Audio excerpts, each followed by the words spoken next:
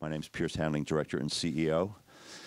Oh, you're going to come onto the stage just like this. Ha ha. No, no, Denny, come back. I have to say a few words beforehand. Yeah, Denis and I have known each other for decades, so it's fun to see him back here. Just very, very quickly, this is obviously the repeat screening of La Chute de l'Empire Américain, the Fall of the American Empire. To begin with, we'd just like to acknowledge that this morning's event is taking place on the treaty territory of the Mississaugas of New Credit and the traditional territory of the Haudenosaunee and the Anishinaabe and the Huron-Wendat, and we are grateful to have the opportunity to work in the community. Film is eligible for the Canada Goose Award for Best Canadian Feature Film, as well as the Grolsch People's Choice Award. So if you want to vote, please go online, tiff.net/vote. I'd like to thank the people that brought us this morning's film, Entertainment One, Sony Picture Classics, and Seville International. Denny probably, I mean, I know he knows, needs no real introduction. He's been coming to this festival for decades, actually. His films have opened the festival, played as galas in the festival, special presentations. One of Quebec's most eminent filmmakers, won the Oscar for Barbarian Invasions, Les Invasions Barbares. This film sort of forms, I guess, the third part of an informal trilogy. His filmography is staggering, not just for the dramatic work he's done, but also for the documentaries. An extraordinary contribution to the documentary. One of Quebec's most outstanding filmmakers, one of international cinema's most outstanding directors, a very close friend, and somebody, just a small personal anecdote. The very first article I ever had published by Cinema Canada was a review of one of Denny's films, Gina. I'm not sure how many of you have seen it, but that was, I fell in love with his work in my early days, Réjean Padovani and Gina. So, over to you, Monsieur Arcand.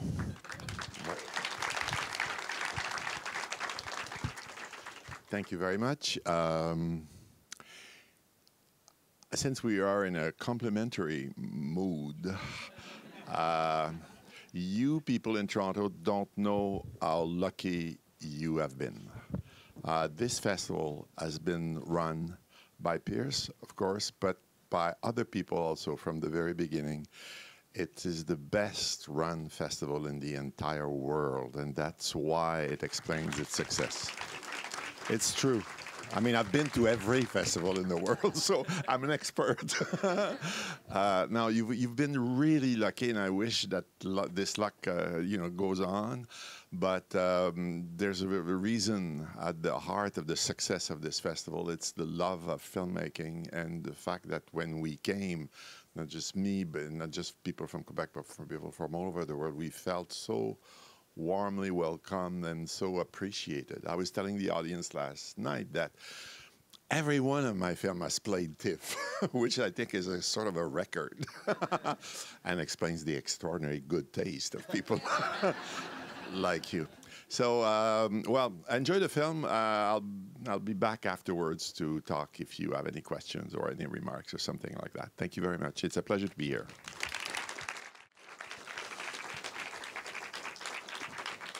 God, these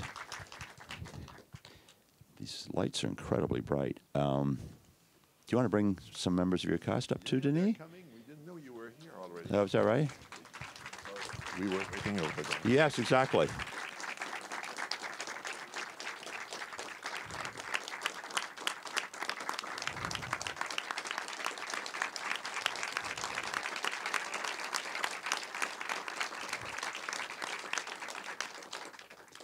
So I guess I should start out with a question, Mr. Arcand.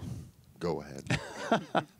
So where did the idea of this film come from? A film about money that turned into a heist film that turns into a piece of pretty scathing social commentary? I have no idea. No, but I mean, it's seriously, inspiration is the most strange and mysterious thing. And you're always afraid that it's going to go away.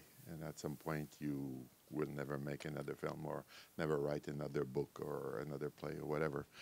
So whenever I finish a film, I open like a new file.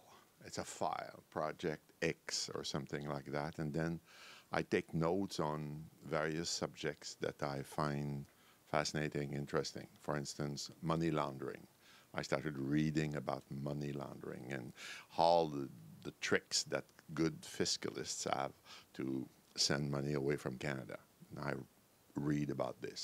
And then there was this incredible hold-up in Montreal in the financial district where 2 black guys came in and shot 3 people at noon.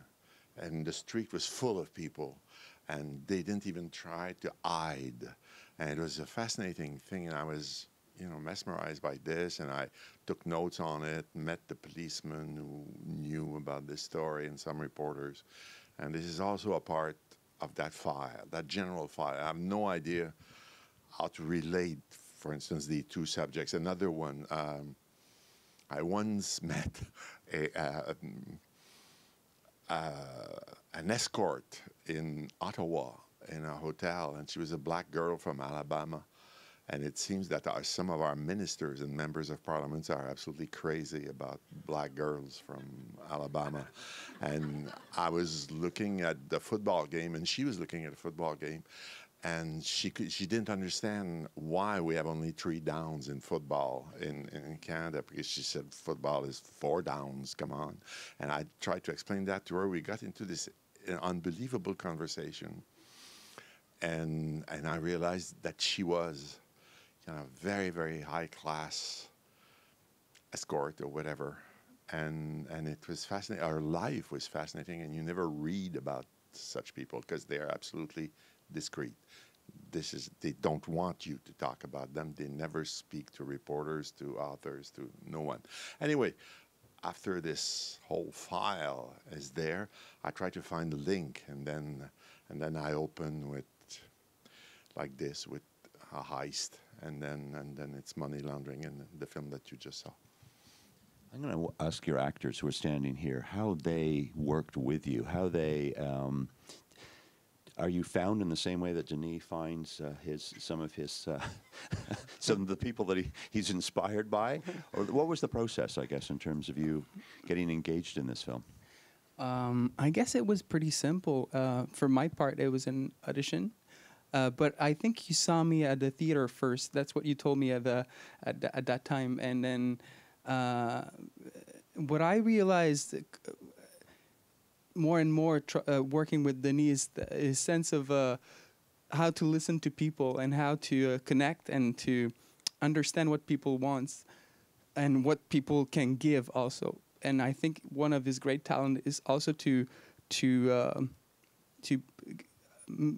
make you give your best, and either for in a directing part or technical part with the technicians or with the editor or anyone he works with, and that's one of his great talent, I think.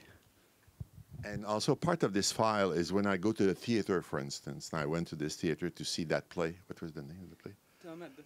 Tom at the Farm, which became a film by Xavier Dolan later on. Yeah, the Xavier's second picture. But I went and saw the original play. I just took a note. I keep the program. I kept a note. Good actor. That's it. And it's in the file. There it goes. You don't know. You want to be in that file. You want to be in that file. And it's the same thing with her. She came to interview me as a reporter, and I sort of kept note of her, really pretty, should be good in a film, great eyes. We don't know about talent, but pretty. No, we don't. Talent will come. We can work on that later. This was your first film role, wasn't it? It was the first time of my life that I ever acted. So, yeah. But having the chance of working with an icon and a legend of Canadian cinema as Denis was a privilege and an honor. And I was also surrounded by incredible actors, including this gentleman. And it was so fun to create the character of Camille, because she's so interesting, and I feel like she's kind of the hero because he's the anti-hero, and she's a street smarts girl, and she's always 2 steps ahead of everybody else, and it's fun to see a strong, independent lady on screen. And I think that after everything we lived and experience in the last couple years, and with everything that happened last year, I think it's refreshing to see that. And she was broken at some point, but she found a way to survive. And Denis was so generous of his art, but also as a human. Like, he just feeds you and he trusts you, and I don't know. Overall, it was an incredible experience.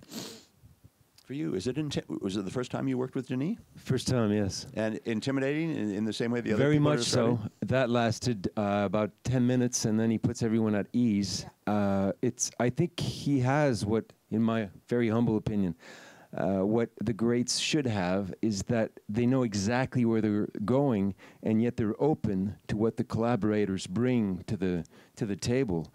So that to be with such a director and to have the feeling that you're not an employee but you're a collaborator is absolutely fantastic. And if I could say one thing about Marie-Pierre, there was in the industry, when she was chosen as the lead for a Denis Arcand movie, sort of doubts among the actors and actresses, as you could imagine, and I was one of them, because we had never seen her act, and she's pretty and she's on TV, so you're like, okay. And then the first scene we did together was that very emotional scene at the end, and every time, every take, she was not only completely present, she was emotional, she was creative, she was different from take to take, and my reaction was, well, she's an actress. Not only is she an actress, but she's a great actress. She's smart enough to know what she didn't know, and she got prepared like no one else I ever worked with, and that's why she's going to be fantastic. She's smart. Before I pass it to you guys, at the very end is Denise Robert, who's Denis' partner and longtime producer. And I'm just wondering, Denise, what you add to this stew, this mix, because you've worked with Denis going back decades. Well, in this film, I actually acted in it, and it was a hard part to learn because I had to learn how to chew gum. So it was very difficult for me. No, I mean, as a film producer, the first thing you have to do is be there for the actors, for the director, to make sure that the director gets everything he needs to do the film he wants to do. And in the end, if the director tells you, I've done the film I wanted to do, it's very, very rewarding. So, and what's great is Denis, his choice of actors is fabulous. They're all, you know, some are here, there's others who are back home. And I think that the one thing for a producer to work with Denis is it's extremely boring, because as a producer, you want to solve problems. But working with Denis, all the actors are happy, everything goes well. So you're kind of saying, okay, I'm going to go on set and see who's unhappy today. But everybody's happy. So you kind of say, okay, maybe tomorrow. So, you know, it's a... I'm going to break something. We're going to purposely make something difficult for somebody, because but it's a joy and it's a privilege to have a chance to work with somebody who's so creative. And I think this film, I've seen it 3 million times, and every time I rediscover it, and there's always something that you say, oh my God, that was another thing they added that we'd not even noticed. So it's great. In the details. Okay, over to you guys. Yeah, go ahead to the very back. I think there's a mic, hopefully, that's going to get to you. Is there? Okay. Just shout it out then. Great film. Thank you very much.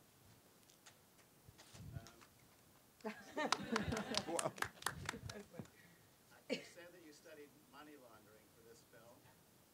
Do you also have a file on the intersections of class? This is a film very much about class in its intersections. Yeah. It is, but I'm not sure there is class. I mean, to me, when you're talking about class, you're talking about Europe. Because I worked in France a few times and once in England and so on, and there you have a real class society. In our case, there's no class, it's only money. Do you have more money or less money. That's the only difference, because money is the ultimate judge, especially in North America. So I don't know exactly that. I think I don't agree with you. I mean, in the sense, I agree with you that there's a class, but class is only money. In France, for instance, you might not have money and still be an aristocrat. And so that's class to me. And thank God we don't have it in Canada, and nor in the U.S. And I think it's a great advantage for us. Can I challenge you a bit, Denis? Yes, sure. And go back to one of your early films, because for me, Réjean Padovani is a lot about class, actually. The drivers, it's upstairs, downstairs. Yeah. There's there's a kind of political class, and then there's the drivers. So has Quebec then changed and shifted in your mind? Become more flatter as a society? No, I think you can be a driver, but if you find $12 million, they will invite you upstairs right now. Right. I mean, think about Donald Trump. I mean, this is the absolute example. Class is something else. For instance, I had an apartment in Montreal, and I wanted it to be repainted. So I hired a painter, and he was from France. He was a painter. And I said, I'll give you the keys, because I was sleeping very late every morning. And I said, just come in and paint something. So once I woke up at, I don't know, noon. So I'm there, going, and he's painting the walls. And I say, would you like a coffee? He said, oh, sure. And I made a coffee, and we sat down. And because of his accent, I knew he was from France. So I said, may I ask you why you came to Canada? He said, I came because here you made me a coffee. And this would never happen in Paris, because I'm a worker. And in fact, every French filmmaker I know is from a certain class. They all went to the same high school. They all went to the same schools and everything, which is not true of Canada, which is not true of the U.S. either. Next question. Yeah, go ahead. The director, I made an assumption, and I wanted to see if I was right about it, that at the closing montage, the faces of the individuals, I'm assuming those were not actors. Was I correct in that? No, they're street people, homeless people. Yeah, and I wanted to ask you about that, because I, as the audience member, I felt a little uncomfortable about that choice. And, Yeah. And I assume there was some of them in the film as well. Yes. And could you talk a little bit about that? Because it made me, I don't know if you wanted me to feel uncomfortable about it. And I just wanted to ask you to explain a little bit about your choices in that. Okay. Well, it was it was not in the script. And it was a decision that I made on the spot. We were actually driving very early in the morning, like at 4 o'clock in the morning, to do the sun rising over Montreal for the scene where they spend the night on the mountain. And we were in a minivan together, the cameraman, I, an assistant cameraman, and an assistant producer. And suddenly we saw people, lying on the street and actually asleep there. So I said, let's stop. And we had the camera with us, so we put the camera on the other side of the street, and we filmed them asleep. And then this woman came in and woke them up, but very gently, because she was the owner of the cafe in which entrance they were sleeping. And then I crossed the street and I said, hello, I'm a film director, and I'd like you to be part of my film, and I'm going to pay you scale, the same thing as the other actors. I would like you to become actors in my movie. I just want to do a portrait of you. I don't know how I'm going to use it, but I feel it's part of what I want to say in this film. And they said, fine, it's okay. In fact, one of the women said, I'm going to drink this money today. And I said, you shouldn't. And she said, I'm an alcoholic. I know I shouldn't, but I'm going to drink it. And I said, okay, to your health, to drink it. And so we paid them, in fact, scale money as, as a member of the union. And we did these things.